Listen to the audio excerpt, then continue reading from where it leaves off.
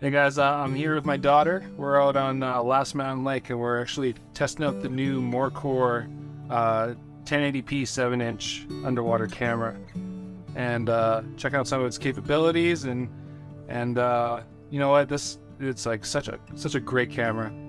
Right when you get it, comes in a nice little travel pouch. It's got a nice small form factor. This camera comes with a lithium internal battery that's rated for, I believe, 10 or 11 hours of use. The display, the clarity, it's unreal. Being in southern Saskatchewan where I am, the lakes aren't always, it's not very crystal clear water. They're usually kind of murky. And even the lake is covered in snow, so it's not letting a lot of sunlight through. And even with that, we're getting like really beautiful clear imagery. Getting a look, what's underneath the water, and even for me and my daughter, we're both really enjoying it. It's